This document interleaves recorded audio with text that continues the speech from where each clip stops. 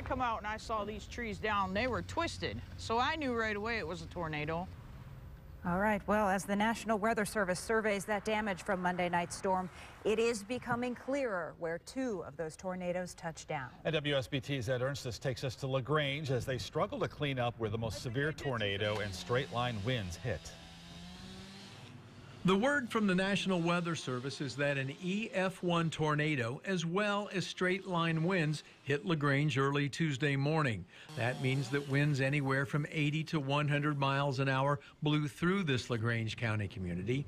There were trees on houses, trees on cars, trees on power lines, extensive damage. Mitchell Newman has seen a lot of it cleaning up his neighborhood. Looking at the damage, I can pretty well say that with the debris path that we had, it was definitely a tornado. It snapped a lot of poles and pulled a lot of lines loose when the trees came down.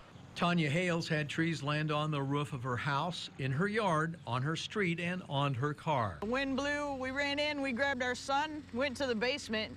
Next thing you knew, you heard like loud boom. Then 10 minutes later, it was like it was over. All the neighbors' trees were down, but nobody was hurt in our town, which was a miracle. Everyone that we talked to here said the noise of the approaching now confirmed twister was very different, but yet unforgettable.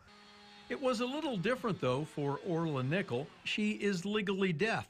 She felt it. And I woke up approximately 2 o'clock in the morning without my hearing aids on, of course, and I couldn't hear anything, but I could feel a very, very strong vibration in the house.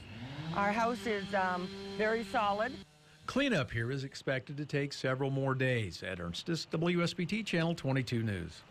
Meteorologist Matt Rudkins here. You've been tracking all of this for us. I mean, tornadoes or not, there's a lot of damage out there. Yeah, especially the straight-line winds. Now, you confirmed 2 more tornadoes today as well at touchdown with those the storms. National Weather Service is doing surveys. They're down near Sydney and Kosciuszko County, so we may get a couple more. We'll have to wait and see. But so far, 4 right now confirmed. We'll show you a couple of maps. This first one is near LaGrange. Of course, the city is to the right of your screen there, and the green line is where the path of the tornado is. So it's pretty much over US 20 as you head towards LaGrange here, just north of 20 there. That's where the tornado was.